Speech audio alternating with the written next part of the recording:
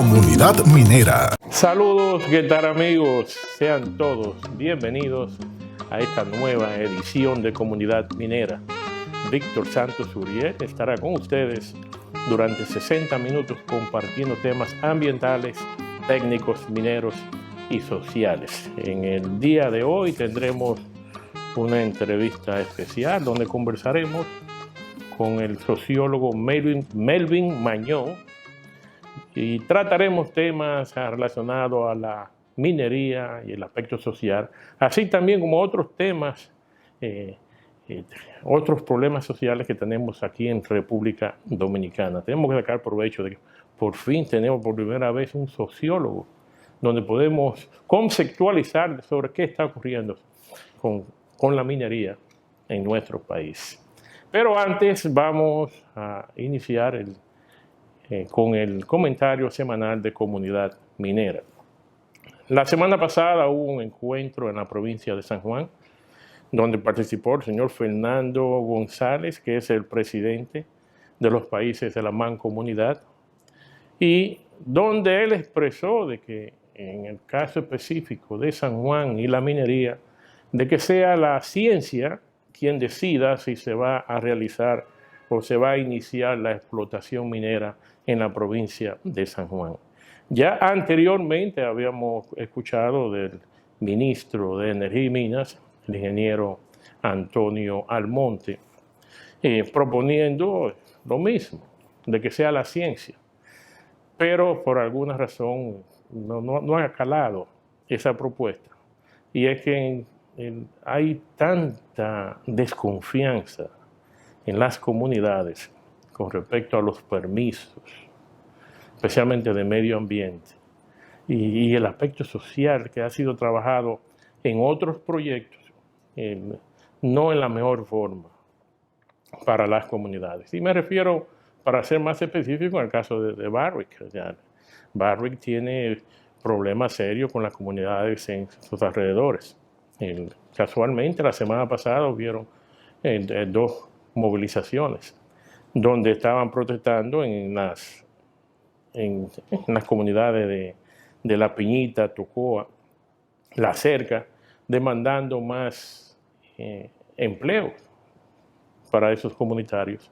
Además también del gran problema de agua potable que tiene la zona. Increíblemente, con la presa de Atillo, el lago de la presa de Atillo ahí al lado de ellos, no muy lejos, y tienen problemas con el agua, le hacen pozos, no funcionan las bombas porque no tienen un fluido eléctrico apropiado, un sinnúmero de calamidades a esas poblaciones que uno asumiría de que un proyecto minero de la magnitud de Barrick Pueblo Viejo hubiera ayudado ya a esas comunidades a resolver los problemas tanto de agua potable como del fluido eléctrico.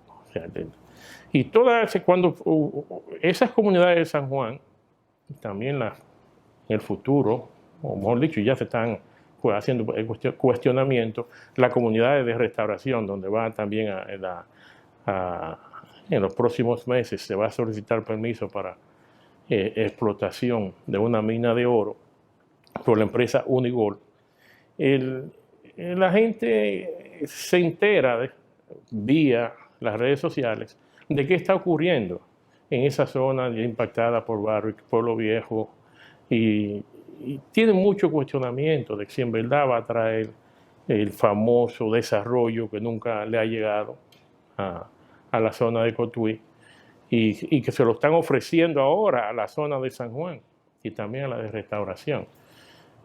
Hay muchas dudas, hay muchos cuestionamientos sin respuestas. Tenemos el problema clásico de la minería, donde usted tiene el caso de que no hay suficiente transparencia en los temas ambientales, y hay un control, o sea, es incuestionable, hay un control de las noticias que salen de las provincias mineras. Nosotros aquí en Comunidad Minera nos enteramos por las redes sociales, aunque sí que tenemos que tener mucha atención porque a veces nos ponen noticias falsas y tenemos que confirmarlas de diferentes formas, pero sí que las dudas y las confrontaciones entre las comunidades mineras y las empresas mineras y el Estado parece que van a continuar, señores. No se ve un ejemplo de mejorar la transparencia, de mejorar las inversiones en las comunidades mineras. No se ve qué hace el Estado con los recursos. Hay que buscar los mecanismos de cómo ganarse la confianza de esas comunidades nuevamente, porque no creen en nadie ahora mismo. Y el ministro de Energía y Minas y el de Medio Ambiente también están prácticamente utilizando las mismas tácticas clientelares que utilizaba el gobierno de Danilo Medina. Y aquí lo hemos repetido en Comunidad Minera. La política minera que se está ejecutando en República Dominicana es una continuación de la del gobierno anterior, lo cual no logró, o sea, no se lograron la aprobación de varios proyectos de explotación minera. Y si continuamos haciendo lo mismo que hacíamos en el pasado y no lograron resultados, no esperemos que puedan ser aprobados esos proyectos. La semana pasada también vimos una marcha que se realizó en el municipio de Yamasá, donde los comunitarios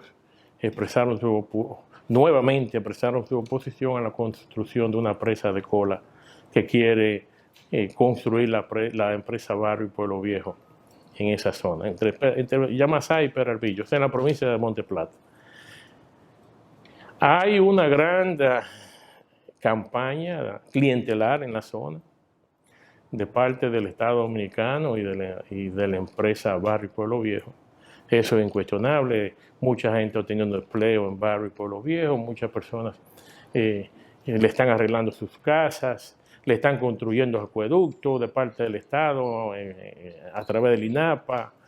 Se están haciendo las inversiones que no se hicieron en 13 años, no se realizaron en esos poblados próximos a Barrio y Pueblo Viejo, en Sánchez Ramírez, Cotuí. Es increíble. Entonces, por eso ustedes vieron, le mencioné, mejor dicho, que la semana pasada hubieron movilizaciones, gente quejándose en las redes sociales, reclamando trabajo en Sánchez Ramírez. Pero es que han cogido y los presupuestos que aparentemente que estaban asignados a Sánchez Ramírez, lo están invirtiendo en Monte Plata, en la zona de Yamasá y Peralvillo, tratando con esos programas clientelares de hacer cambiar la percepción de la población y que aprueben la construcción de esa presa de cola en esa zona. Eso son prácticas del pasado. La empresa tiene todo el tiempo del mundo para esperar de que esos planes clientelares den su resultado. Y le digo eso porque apareció la semana pasada, publicó la empresa de cuánta onza de oro le quedan en reservas probadas y probables. Y están hablando de rango de 5.4 millones. Con 5.4 millones, y si son aproximadamente 800.000 onzas que piensa sacar, todavía le quedan 6 años y pico a ese proyecto, sin necesidad de la otra presa de cola. O sea que toda esa historia que nos han dicho, que no, que para el 2023 había que tener la presa hecha, la nueva presa que quieren hacer en el Yagaro, y toda esa historia que si no nos permiten la presa no vamos, con el tiempo se han ido desvaneciendo. Y por eso que yo insisto de que hay que ser transparente y no exagerarle, ni tampoco tratar de manipular la opinión pública, porque la gente eventualmente se va a dar cuenta de que no le están diciendo la verdad. Y eso trae sus consecuencias, y la estamos viendo. Le quedan 6 años más a Barrick utilizando la presa del Yagar, antes de poder construir. O sea que ellos evidentemente se van a sentar y esperar que todas esas inversiones que están haciendo den sus resultados. Por suerte que esas poblaciones de Yamasá y Peralvillo están muy consolidadas en su oposición y esperemos que se mantengan así. Por sí le digo que Oiga, yo estuve hace 2 semanas en la zona y manejé por alrededor y tú puedes notar, cuando tú ves las casas que anteriormente estaban, algunas de ellas en condiciones muy deterioradas, de gente pobre, cómo se la están arreglando, cómo le están dando empleo. Y el objetivo es ganarse la voluntad para que la empresa pueda construir las presas. Pero después que la empresa obtiene los permisos, pues, es muy probable que le va a ocurrir lo mismo que le ha ocurrido a Sánchez Ramírez, que lo ignoran y le bajan los presupuestos de inversiones. O sea que no, todo es como si fuera una campaña política. Yo te voy a dar todo hasta que tú me des el permiso. Es lo mismo. Yo voy a ofrecerte maravilla, de si gano, después entonces empiezo a elegir. Es la misma situación, señores.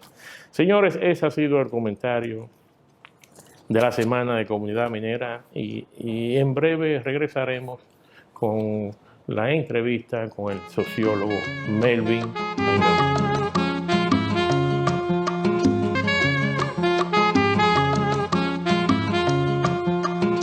De regreso en Comunidad Minera, hoy conversaremos con el sociólogo Melvin Mañón y trataremos temas sobre el aspecto social en la minería en República Dominicana, específicamente esa gran oposición, cuáles son los orígenes, por qué las comunidades se están oponiendo tanto a los proyectos mineros y qué consecuencias ha tenido específicamente con las inversiones extranjeras, que según hemos determinado o mencionado en nuestro programa, que existen más de 1.800 millones de dólares en inversión directa extranjera que no está entrando al país por el problema social de la minería.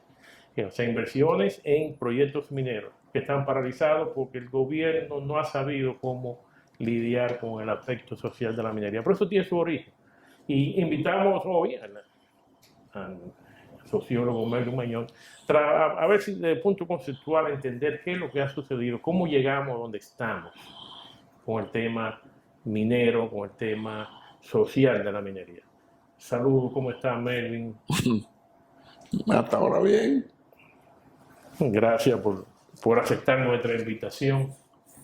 Y quisiera saber, o sea, desde tu punto de vista, ¿qué es lo que ha sucedido? Sí sabemos que en los años 70, durante la Guerra Fría, había problemas más con la minería, pero era más bien básico porque las empresas eran extranjeras y había esa gran oleada o mejor dicho, esa confrontación entre los países de la orbe comunista y los países del capitalista y había esa fricción. Pero de los años 70 a la fecha de ahora han ocurrido varias cosas. Ya no existe ya esa confrontación capitalismo, socialismo, comunismo, como le quieran llamar. Pero han surgido otras oposiciones a la minería y más fuertes que anteriormente. La oposición a los proyectos mineros en general ya no es ideológica. O sea, ya no está determinada por los factores que tú enumeraste. O sea, dejó de ser parte de la Guerra Fría. Y ahora esa oposición es más virulenta que antes. Porque si tú te pones a ver, muchos proyectos mineros en cualquier país encontraron oposición de las élites políticas, de una parte de las élites políticas que en aras de posicionamiento ideológico adversaban la inversión en minería como parte de adversar la inversión extranjera y generalmente una buena parte de los proyectos mineros eran producto de la inversión extranjera. Pero los pueblos, las comunidades, en realidad rara vez eran parte de la oposición a esos proyectos mineros. O sea, por ejemplo, aquí los grupos de izquierda, el Partido Comunista, los socialistas, otras entidades de centro-izquierda, adversaron proyectos mineros. Pero esa oposición rara vez involucró a las comunidades alrededor de las cuales se iban a desarrollar esos proyectos. Entonces, ¿por qué ahora sí y antes no? La pregunta que habría que hacerse. O sea, ¿por qué incluso en ausencia de un patrocinio o de un respaldo político, por qué estallan y con virulencia la oposición de las comunidades a proyectos mineros? Entonces, vale la pena repasar el origen, la naturaleza y las implicaciones. Pero te puedo decir de antemano, no es tanto un problema de que este gobierno o gobiernos anteriores hayan manejado o tramitado mal un proyecto minero. Es que la gente realmente adversa los proyectos mineros. Porque, bueno, entramos a ver las causas. En primer lugar, hay una imagen que se transmitió, se difundió, se asentó, pero la gente entiende hoy que esa imagen siempre fue una exageración. ¿Cuál era la imagen? No, si tú quieres desarrollar a Cotuí, si tú quieres desarrollar a Monseñor Noel, si tú quieres desarrollar a Restauración o a Barahona, hay una empresa minera que promete esto. Entonces la gente creyó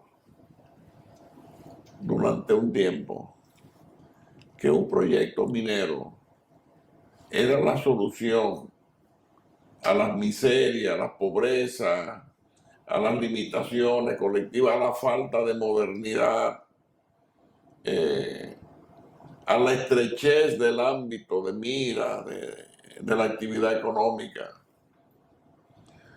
Entonces la gente incluso mostraba cierto grado de ansiedad porque una instalación minera se ubicara en o cerca de su comunidad. Era así. La gente agradecía, le parecía bien. ¿Cuándo se rompe eso? Eso no se rompió en 3 días, se rompió en décadas, porque la gente empezó a ver varias cosas. Uno, el proyecto minero llega, se instala, los primeros meses o tal vez hasta los primeros años desborda las expectativas de la gente en el sentido de que desata un nivel de actividad económica ciertamente muy superior al que había antes. Pero eso dura poco, porque la gente cuando ya tiene un par de años, y a veces ni siquiera un par de años, solamente algunos meses, disfrutando de algo, lo asume no como un beneficio extraordinario ni un privilegio, sino como parte de su normalidad. Es decir, Bueno, lo que pasa, Melvin, te tengo que interrumpirte. deja de ser una cosa extraordinaria y se convierte en parte de la rutina. Pero eso se agrava, porque entonces las empresas mineras, sin excepción, por lo menos sin excepción conocida, producen y existen alrededor de una concentración extraordinaria del ingreso. Y no importa los montos de oro, plata, níquel, estaño o petróleo vendidos, a la gente siempre le toca lo mismo y es poco. Y la gente siempre se encuentra que es poco lo que le toca en relación a los volúmenes o a los montos totales reportados como ventas del año, del semestre o del mes. Y la gente empieza a darse cuenta de que al final del día hay mucho dinero, sí, pero ese mucho dinero no va a la gente. lo que va a la gente son dos cosas. Una, los daños ambientales que todas las explotaciones mineras producen, todas, unas más, otras menos. Entonces, cuando hay que usar agua en grandes cantidades, los riesgos de contaminación se multiplican. Cuando dejó de haber oro, plata, estaño, lo que fuera, la minera cerró la puerta y se fue. Solamente quedaron los daños. Entonces, hay una desproporción creciente entre la gente respecto a los daños que ocasionan las explotaciones versus los beneficios y la duración de esos beneficios. Entonces la gente confronta, bueno, en una región, ¿cuántas personas fueron afectadas? Pon tú 50,000. ¿Cuántas personas fueron beneficiadas directamente por la empresa minera? 3,000. Entonces, siempre la población que resulta afectada es muchísimo mayor que la población que resulta beneficiada. Pero además, la población que resulta beneficiada por encontrarse en el entorno cada vez más hostil de la gente, termina alienándose y dejan de defender la explotación minera de la cual derivan su salario y su modo de vida. Entonces, resultado, la minería al final del día no tiene amigos, porque ni siquiera los que viven de ella se atreven a defenderla. Y eso aquí está en toda la provincia y todos los casos de explotaciones mineras. Lo que tú has explicado es, para ponerlo en el contexto actual, cuando la empresa, vamos a dar ejemplo en Barrick, Pueblo Viejo, cuando empezó a llevar país en el año 2008 y empezó la etapa de construcción de las infraestructuras, pues se emplearon cerca de 5,000, bueno, algunas veces se dicen que 6,000 personas. Y eso tiene un impacto económico trascendental, como nunca visto.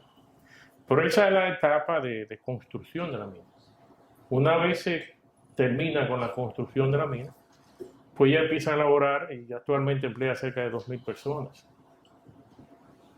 Por esas 2,000 personas, está hablando de, la empresa dice que genera 9 empleos indirectos por cada empleo directo. Si asumimos de que por familia son 5 personas, en Sánchez Ramírez, bueno, se beneficiaron o se están beneficiando, asumiendo que todos son de residentes de Sánchez Ramírez, cerca de 80,000, 100,000 personas. Pero la población de Sánchez Ramírez supera los 200,000. A las otras personas de esa provincia minera, la actividad minera lo que le ha hecho, en cierto modo, disminuir su calidad de vida. Todos los bienes y servicios son mucho más costosos. Sus ingresos continúan iguales. La vida se le hace más difícil. Entonces tú creas una apertura, un ensanchamiento entre la diferencia entre el que trabaja o se beneficia con la empresa y el que no trabaja, que se continúa siendo agricultor, plomero, que no tenga ninguna actividad relacionada a la minería. Entonces está creando una diferencia social muy considerable. Y lo que yo he estado viendo en Sánchez Ramírez, que son esos sectores que no se benefician en nada de la extracción del oro, la voz que vemos en los medios oponiéndose y demandando más empleo, demandando mejores condiciones ambientales. Y básicamente con el tiempo la empresa bueno, tiene lo que le llaman responsabilidad social corporativa, que en el inicio, cuando llega a una zona nueva, invierten muchos recursos y a través del tiempo empiezan a disminuir. pero como tú indicaste, ya la gente tiene esos beneficios por garantizados. A medida que hay menos empleo cuando termina la etapa de construcción y coincide con el tiempo de que también disminuyen los programas de responsabilidad social, crece la oposición a la minería.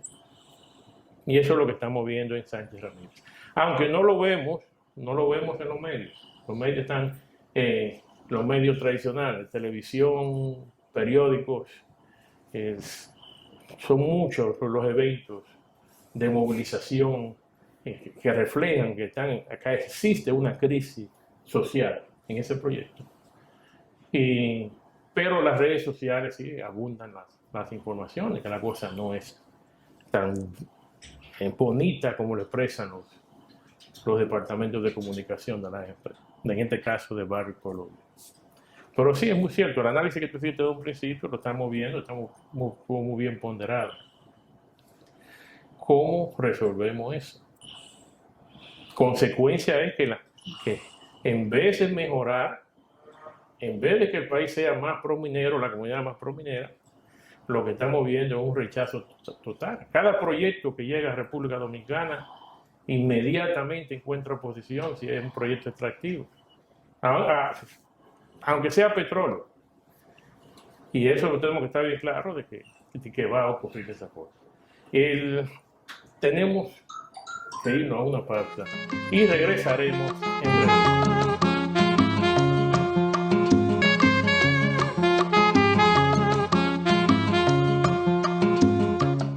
Regresando a la entrevista de hoy en Comunidad Minera con el sociólogo Melvin Mañón, estamos tratando el tema de la minería y el aspecto social aquí en República Dominicana. Melvin, ya vimos cómo evolucionamos desde la época de la Guerra Fría y cómo ha crecido el movimiento opositor a las minerías y la poca respuesta que le han dado los gobiernos y las empresas que continúan aplicando las mismas prácticas clientelares que se hacían desde la Guerra Fría.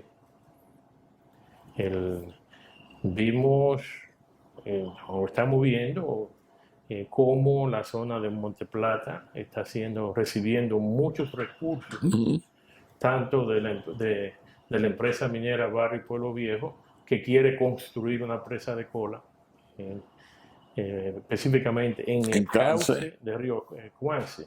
El cauce del río Cuance, que se encuentra entre los municipios de Peralvillo y Yamasá.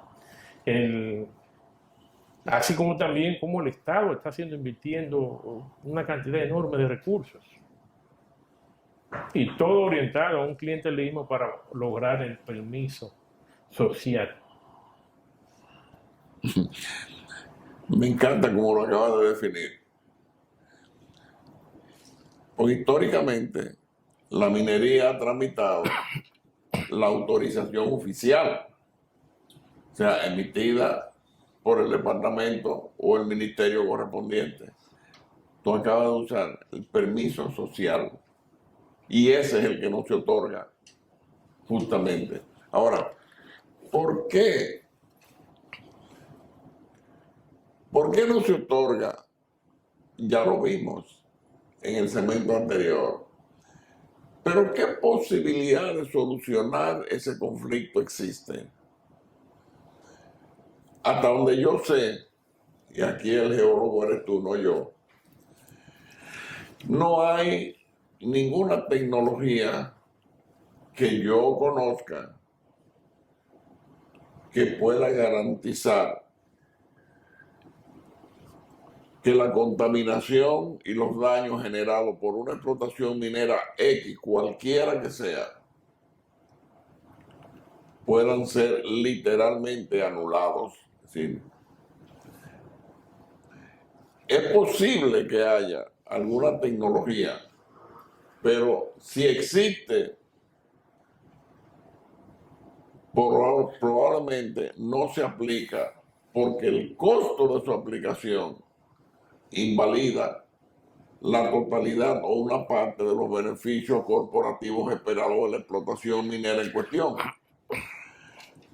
Entonces, El caso Cuance. de Cuance es particular y singularmente grave, porque esa es una zona de actividad agrícola intensa, no solo por el cacao que tienen, sino porque cualquier agricultor y cualquier persona que sin ser agricultora haya pasado por el campo, sabe que donde se da cacao es porque el clima y el suelo y la pluviometría son favorables. Si el cacao no se da en tierras malas de sabana, el cacao no se da en tierras malas del suroeste. O sea, siembra cacao en Pueblo Viejo de Azo a ver si se va a dar. Claro que no se da.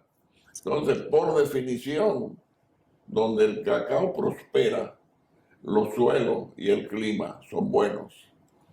Entonces, la gente que sabe, porque la gente lo sabe, y ese es parte del problema, que la actividad minera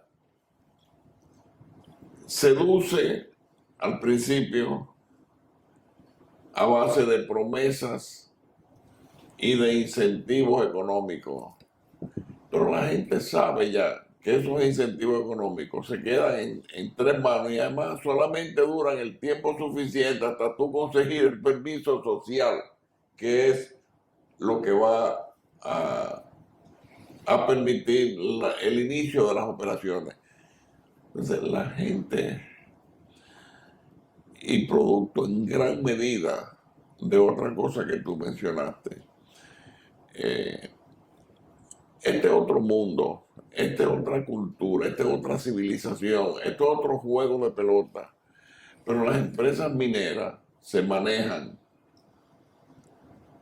con una cultura y una metodología comunicacional que corresponde al mundo analógico, no digital. Sí, la mentalidad en minería no se corresponde con los formatos, la metodología y la velocidad a la cual transcurre la comunicación en el mundo de hoy. No hay manera, no. Ni se comunican una cosa con la otra. Por lo tanto,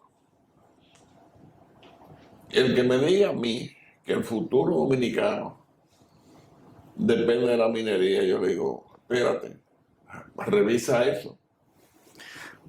Porque yo no veo a la sociedad dominicana otorgando el permiso social para que una parte de la economía pueda descansar en el desarrollo minero, a menos que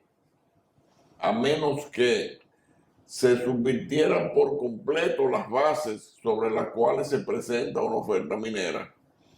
Entonces estaríamos hablando de un mundo que no existe hoy y que no sé yo si tendrá posibilidad de existir en el futuro. Mira, te voy a interrumpir ahí. Hay una resistencia al cambio de los tiempos. Estoy de acuerdo contigo, las mineras continúan trabajando como en el pasado. Pero el Estado también. O sea, esto es un problema triple, sociedad civil, Estado y empresa minera. La sociedad civil quiere cambios y exige cambios. Pero los otros dos componentes se resisten al cambio. Desde mi punto de vista, no soy sociólogo, pero yo sí tengo una hipótesis de que si la minería mejora la transparencia en los temas ambientales, en el uso de los recursos, las inversiones, más inversiones para las comunidades mineras, se pudieran aprobar los proyectos. Pero cuando revisamos los últimos 20 años, desde la creación del Ministerio de Medio Ambiente en el año 2000 al presente, y revisamos las debilidades institucionales que tiene ese importantísimo ministerio, no vemos mejoría. no vemos por progreso en esos puntos de deficiencia, que son los puntos que más atacan a los grupos que se oponen a la minería.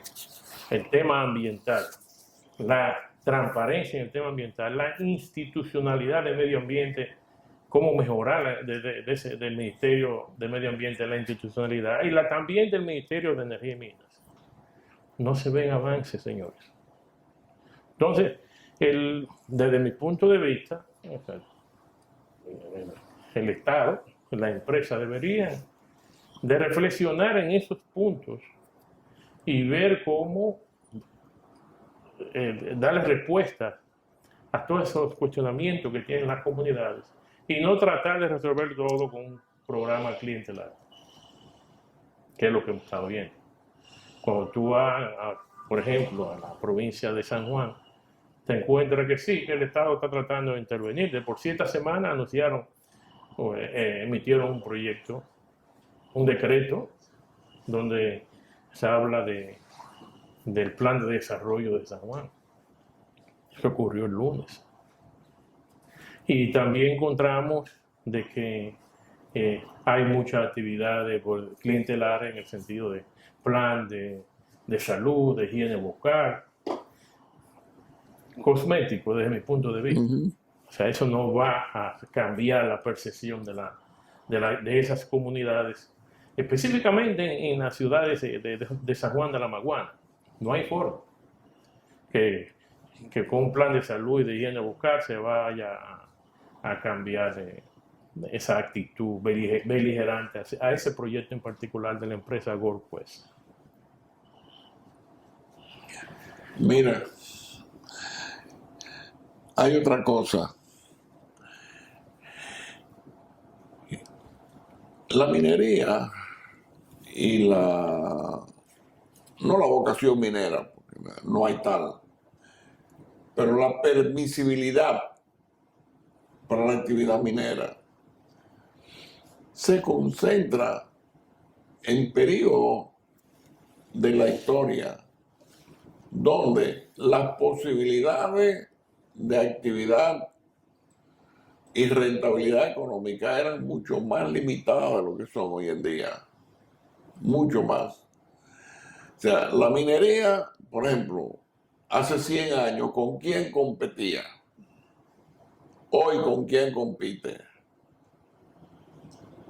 Tú le dices a un país cualquiera, por ejemplo, y este en particular, ¿cómo comparar turismo con minería? El turismo sencillamente, literalmente se traga la minería en todos y cada uno de los aspectos en base a los cuales tú puedas compararlo, se la traga, se la come viva. Pero además, dice, bueno, hay zonas, países que no tienen posibilidades turísticas. Entonces, ¿cómo compite la minería con lo demás? Mira,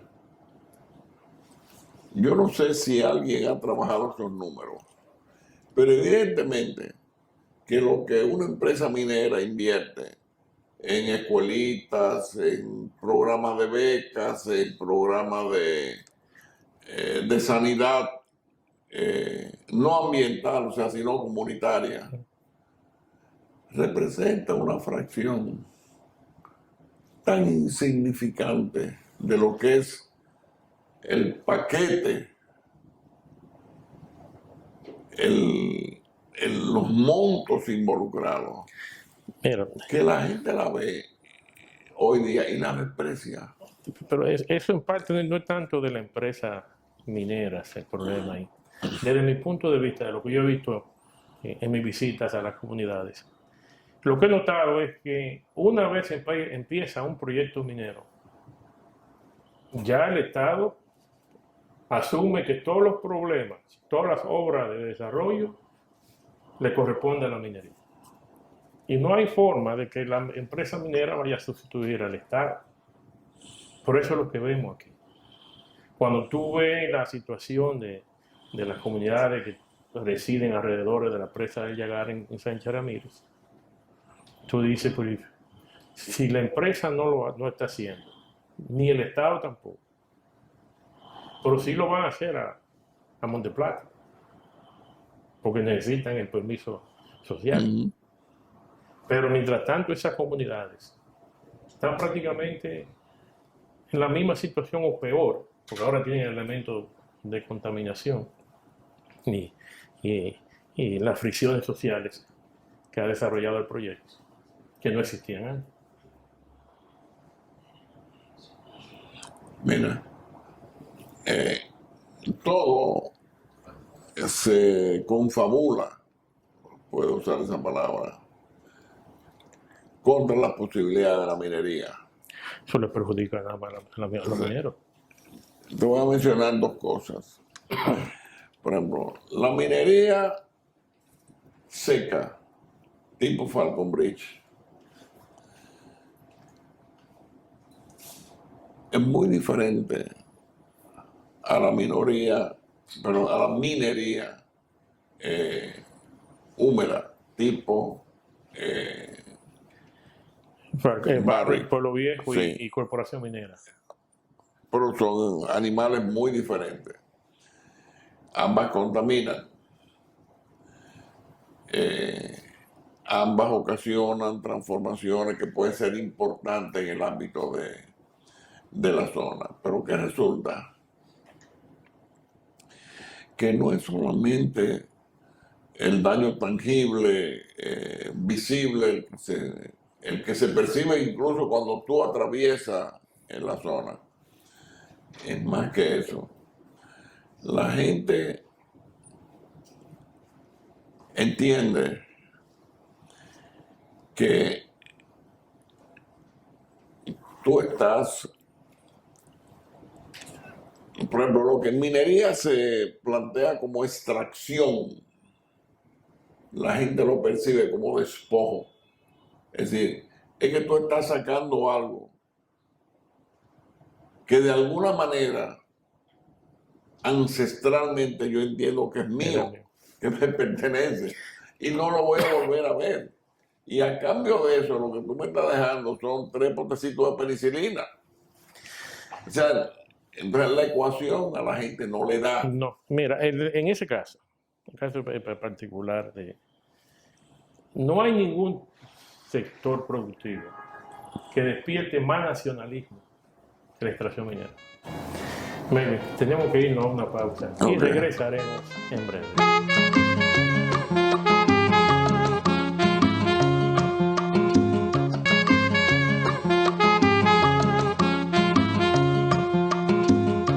Continuando en Comunidad Minera, hoy una conversación muy interesante con el sociólogo Melvin Mañón. Estamos tratando el tema minero, específicamente el aspecto social. Melvin, el país, como tú has indicado, hay algunas hipótesis sobre la importancia de la minería que yo la comparto en cierto modo. Si logramos hacer avances en el aspecto institucional, en el aspecto ambiental y en el aspecto social, que hay que fortalecerlo. Y es que estamos viviendo una coyuntura donde se inicia, o ya inició, lo que le llaman el superciclo de los metales. Específicamente los metales que se utilizan en la energía, en la transición energética, que ya empezó también. Llámese cobre, níquel, cobalto, litio, el manganeso, y afortunadamente aquí en República Dominicana tenemos varios de esos metales. En diferentes partes del país, claro está. Que si pudiéramos explotarlo o pudiéramos aprovechar de esos recursos, siempre y cuando lo utilicemos para crear obras de desarrollo, no para utilizarlo pagando nóminas. Son de los grandes problemas que tenemos acá. Entonces, es una coyuntura que se pudiera aprovechar si hacemos la minería correctamente. O convencemos a esa sociedad, a esa comunidad de que no la quieren la minería. Pero tratar de convencerla con planes clientelares, eso no funciona ya. Sean más creativos, y ese es el mensaje que le doy a las mineras, específicamente a las que están solicitando permisos para explotación y también para el barrio y Pueblo Viejo y a la corporación minera. Sean creativos cómo solucionar los problemas sociales de la minería en sus proyectos. Mira, eso,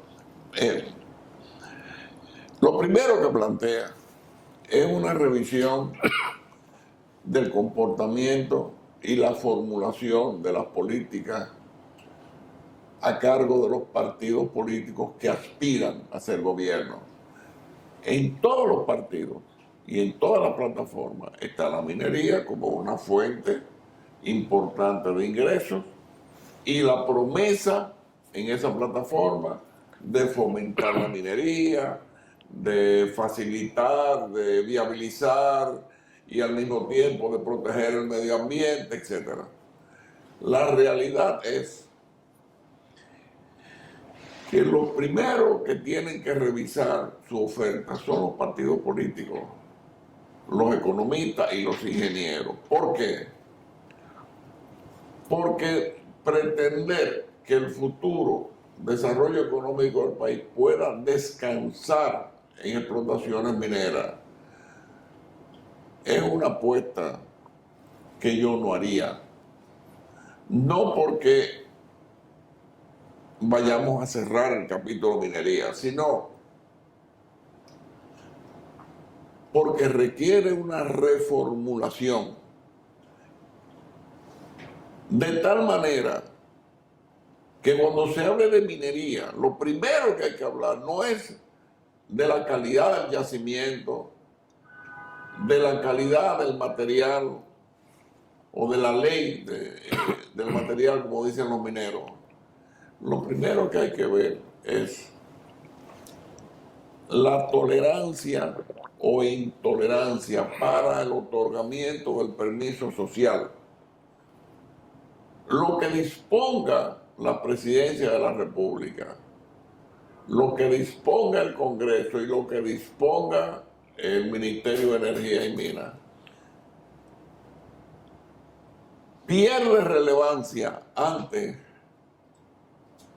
lo que sea o se considere el grado de tolerancia o de intolerancia, es decir, la propensidad a negar o a conceder el permiso social, y esa es la clave de todo. Por ahí es que tiene que empezar. Lo segundo es que hay un conflicto, hay una contradicción interna y vital en la minería. La minería tendría que socializarse lo suficiente como para que el entorno social que va a otorgar el permiso la vea como parte de su presente y sobre todo de su futuro. Pero es que las empresas mineras, por la naturaleza de la composición accionaria corporativa que las gobierna, están literalmente impedidas de hacer eso. Es decir, yo fui consultor de Falconbridge varios años y yo presencié cómo a medida que se aceleraba el proceso de concentración de las empresas, es decir, fusiones, adquisiciones, ¿cómo se llama? Integraciones. El número de empresas aéreas, mineras e industriales de un tipo o del otro han ido reduciéndose en todo el mundo.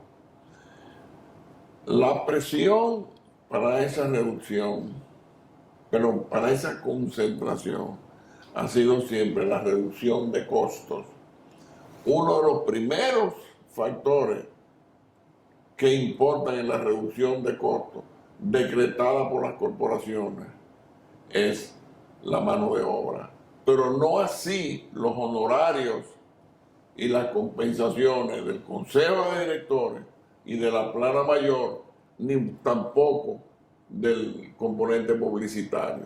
Es decir, cuando una junta de directores de cualquier corporación minera se reúne, en primer lugar, a esos tipos les importa, y tengo que usar esa palabra, les importa un carajo, pero un carajo, lo que pueda pasar a 5, 6, 7 o 20 años. ¿Por qué?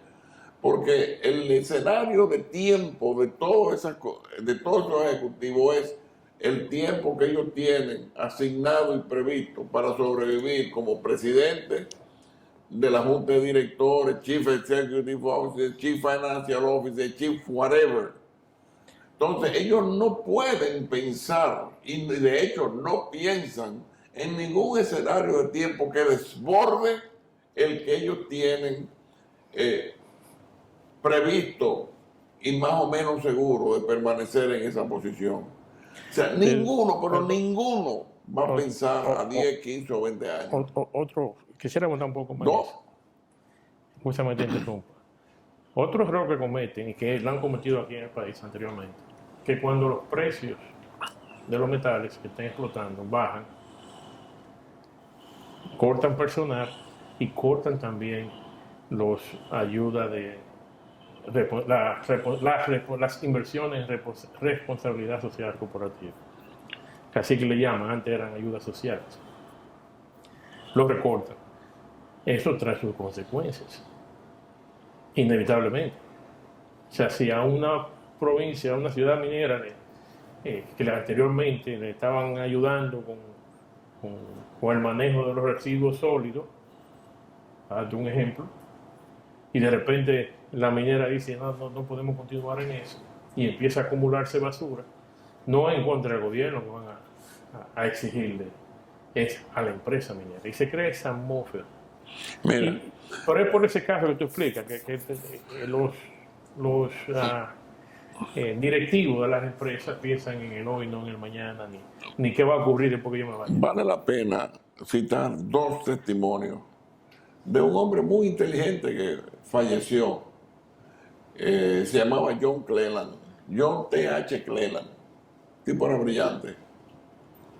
Y yo lo traté muy de cerca. Dos cosas.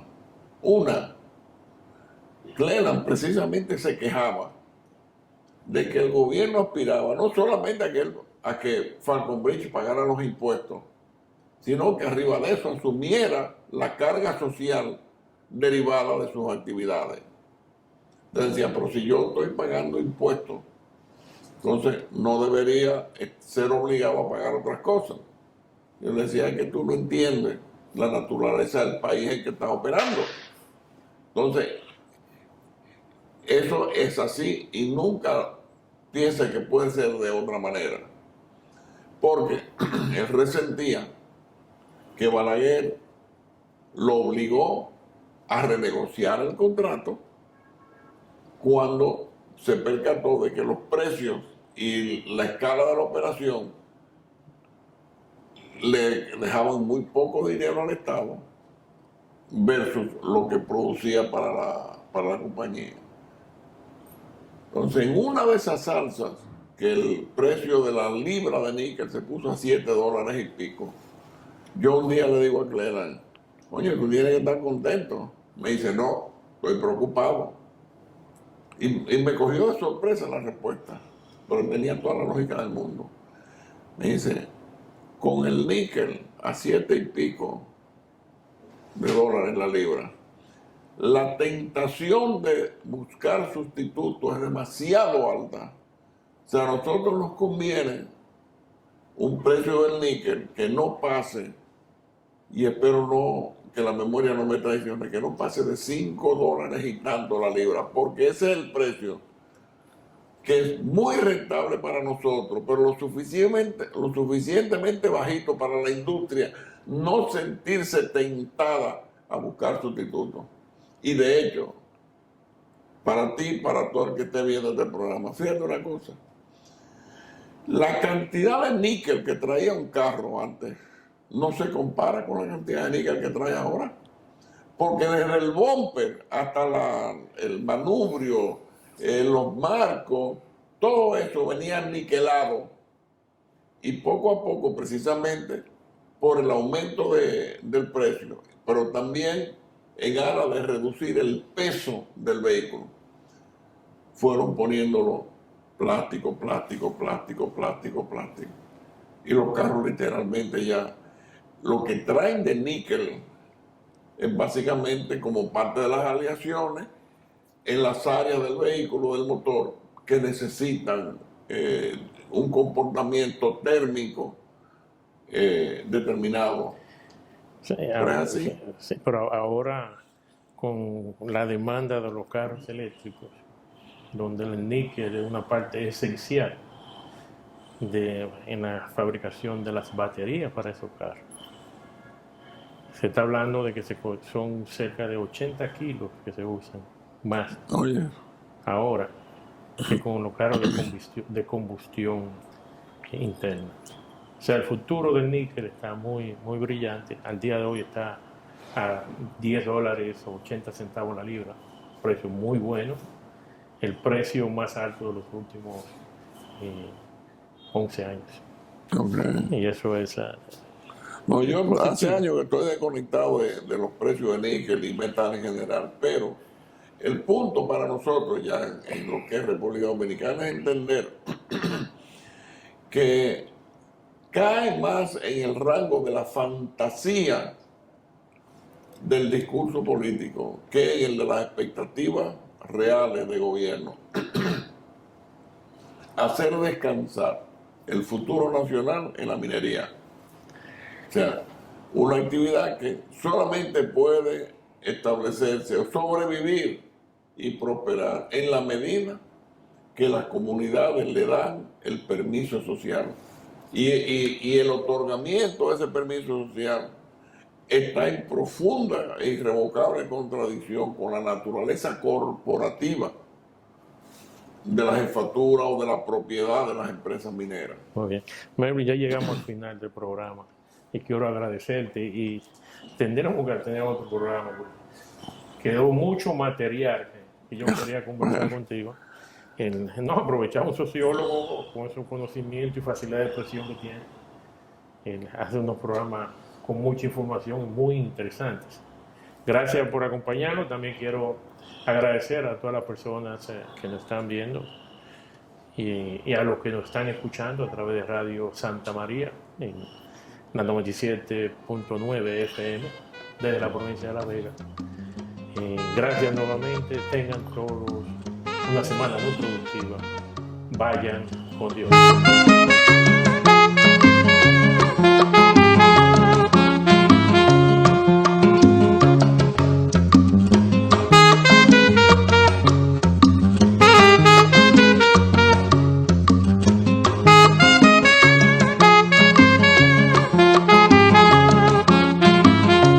Comunidad Minera.